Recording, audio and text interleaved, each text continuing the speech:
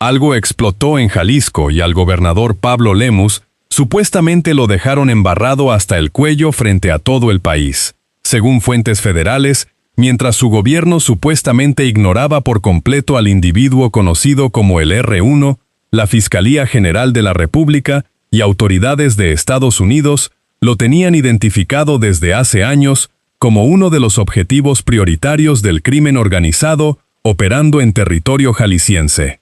Eso no es un rumor de pasillo ni una filtración anónima. Eso es lo que, según declaraciones públicas de funcionarios federales de primer nivel, ha comenzado a salir con nombre y apellido. Y si todavía no te has suscrito a este espacio, hazlo ahorita mismo, porque lo que viene en los próximos minutos sobre los supuestos vínculos entre el gobierno del estado y este caso te va a dejar completamente sin palabras. Jalisco. El estado que durante años se vendió a sí mismo como el modelo a seguir, la vitrina del buen gobierno, la prueba de que sí se puede gobernar diferente en México. Ese estado supuestamente tenía un problema enorme viviendo con toda comodidad dentro de sus fronteras, moviéndose, operando, tomando decisiones que según las investigaciones en curso habrían costado vidas. Un hombre al que el gobierno federal identificó, según declaraciones directas y públicas del secretario de Seguridad Omar García Harfuch, como presunto autor intelectual de crímenes que estremecieron al país entero, incluyendo el feminicidio de Valeria y el caso de Carlos Manso. Y ese mismo hombre, según la información que ha comenzado a desbordarse después de su detención, supuestamente no existía para las autoridades estatales de Jalisco. 0 carpetas abiertas, 0 líneas de investigación, 0 operativos coordinados. Como si alguien, en algún escritorio de alguna dependencia del gobierno naranja, hubiera tomado la decisión deliberada de que ese nombre no debía aparecer en ningún expediente oficial. La pregunta que nadie en Jalisco quiere responder lleva días flotando en el aire sin que nadie se atreva a bajarla. ¿Por qué? Suscríbete a este espacio antes de que sigas escuchando, porque si te perdiste, lo que vamos a revelar en los próximos minutos sobre lo que supuestamente está saliendo a la luz alrededor del gobierno de Jalisco y este caso, vas a querer haberlo visto desde el inicio. Compártelo también, que este video llegue a quien necesita verlo. Para entender la magnitud real de lo que según fuentes está saliendo a la luz, hay que dar un paso atrás y ver el cuadro completo. El R1 no era una figura desconocida para el aparato de seguridad mexicano. Ya había sido detenido durante el sexenio anterior. Lo capturaron. Estuvo bajo custodia del Estado. Y luego, en lo que según registros periodísticos ampliamente documentados, se conoció como un sabadazo vinculado al entorno de la entonces presidenta de la Suprema Corte Norma Piña, fue liberado. Libre. De regreso en circulación. Regresó a sus actividades. Y el gobierno federal y las agencias de inteligencia de Estados Unidos, según ha trascendido públicamente a través de múltiples fuentes, nunca dejaron de tenerlo identificado como una pieza clave dentro de la estructura del crimen organizado. Nunca bajaron la guardia. Nunca cerraron el expediente. Pero en Jalisco, según todo lo que ha comenzado a conocerse, ese expediente supuestamente nunca llegó a ningún escritorio de la Fiscalía Estatal. O si llegó, nadie lo abrió. Y eso, mis amigos, no es un descuido administrativo. Eso, según analistas que han seguido este caso paso a paso, tiene un nombre mucho más grave que negligencia.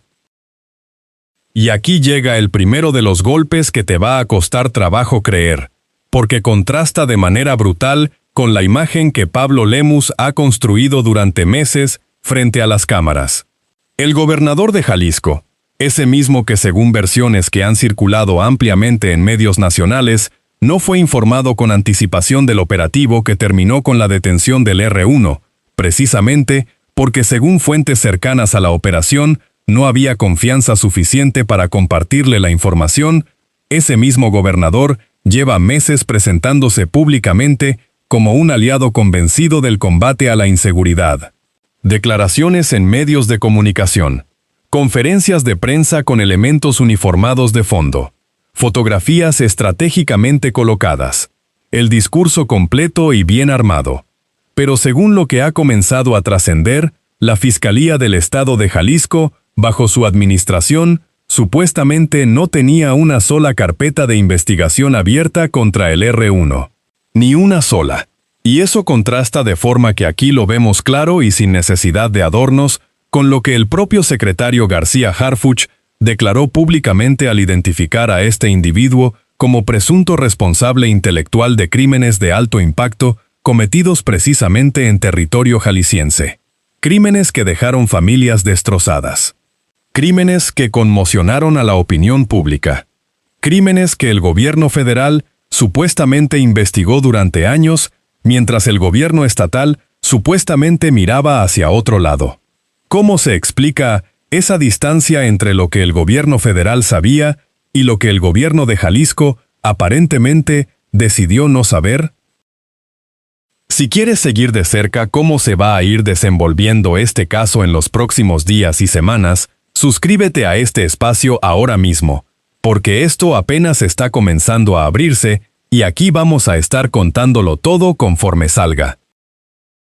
El caso del R1 no llegó solo a sacudir la escena política de Jalisco, arrastró consigo varios nombres que según la información disponible, ahora supuestamente tiemblan. Uno de los más mencionados es Grecia Quirós, presidenta municipal de Zapopan, el municipio donde según las investigaciones que se siguen desarrollando, ocurrieron hechos directamente relacionados con este caso. Quirós lleva semanas convertida en el centro de una polémica que no cede, y según información que ha circulado en medios locales y nacionales, con creciente insistencia, ya va por tercera ocasión negándose a entregar su teléfono celular a las autoridades que lo han solicitado. Tercera vez. El argumento cambia con cada negativa. La negativa se mantiene firme. Raúl Morón, por su parte, ha anunciado según sus propias declaraciones públicas que evalúa presentar acciones legales en contra de Quirós por difamación. Y el hermano de Carlos Manso también ha señalado públicamente que analiza una denuncia penal en su contra. La red se va cerrando con cada dato nuevo que sale, y en el centro de todo este entramado, el nombre de Pablo Lemus sigue apareciendo de forma inevitable, porque Quirós no llegó sola a la presidencia municipal de Zapopan. Hizo campaña con Lemus. Fueron juntos a buscar los votos. Compartieron imagen, plataforma y narrativa. Y eso, según analistas políticos que han seguido la trayectoria del Partido Naranja en Jalisco durante años, no es un detalle menor que se pueda ignorar con un comunicado de 2 párrafos. Hay algo más que, según lo que ha trascendido públicamente, complica de forma significativa la imagen del gobierno estatal, y es el caso del Rancho Izaguirre. Un caso que, según la propia Fiscalía General de la República, sigue activo, con investigaciones abiertas y órdenes de aprehensión pendientes de cumplimentar. Cuando un reportero le preguntó directamente a Ernestina Godoy, fiscal general de la República, si entre esas órdenes pendientes figuran funcionarios o exfuncionarios del gobierno de Jalisco, la respuesta fue clara y sin rodeos: sí hay órdenes pendientes, y por razones operativas, obvias, los nombres no se revelan todavía. Ese todavía pesa mucho más de lo que parece a primera vista. Porque en esa pausa entre lo que ya se investiga formalmente y lo que aún no se ha hecho público, puede estar el nombre que nadie en el gobierno naranja quiere escuchar pronunciado en voz alta en una conferencia de prensa federal. Y aquí, amigas y amigos, eso lo vamos a seguir de cerca sin soltar el hilo. Suscríbete a esta plataforma si no quieres que ese momento te agarre completamente desprevenido. El patrón que según diversas fuentes empieza a dibujarse con creciente nitidez en Jalisco no es nuevo en la historia política de los estados de este país, pero cada vez resulta más difícil ignorarlo cuando se ven todos los elementos juntos sobre la mesa. Una fuga masiva de reos en Puerto Vallarta. Según reportes periodísticos, documentados en su momento, varios presos aprovecharon una situación que, según señalamientos que circularon ampliamente, habría contado con complicidad directa de autoridades estatales para escapar. muchos nunca fueron recapturados. Fue el gobierno federal quien tuvo que presionar para que se recuperara siquiera a una parte de los que habían salido. Un hombre buscado simultáneamente por Estados Unidos y por la Fiscalía General de la República, detenido en territorio jalisciense por autoridades federales, no estatales. Un gobierno que supuestamente no fue informado del operativo porque, según versiones que han circulado con insistencia, el temor a que la información se filtrara antes de tiempo era completamente real y concreto. Cada uno de estos elementos, tomado de forma aislada, podría intentar presentarse como una falla de coordinación, como un error administrativo, como una coincidencia desafortunada. Pero juntos, mis amigos, según voces que han hablado en distintos medios durante las últimas semanas, forman algo que tiene un peso muy diferente al de una simple cadena de tropiezos institucionales. Suscríbete a este espacio si quieres seguir viendo casos como este, expuestos con toda la información disponible. Porque mientras la omisión siga teniendo costo cero en este país, aquí vamos a seguir contándolo sin bajarle al tono. Y aquí viene un elemento que, según la información disponible, representa uno de los momentos más incómodos de las últimas semanas para el gobernador de Jalisco, y que dice más que cualquier declaración oficial que su equipo haya podido emitir. Cuando la presidenta Claudia Sheinbaum visitó el estado, lo que debería haber sido un evento de coordinación institucional normal entre niveles de gobierno se convirtió en una escena que dio la vuelta en redes sociales con una velocidad que ningún equipo de comunicación pudo controlar. Ciudadanos interrumpiendo el evento. Manifestaciones visibles y audibles de descontento popular. La presidenta de la República pidiendo calma y respeto en medio del acto.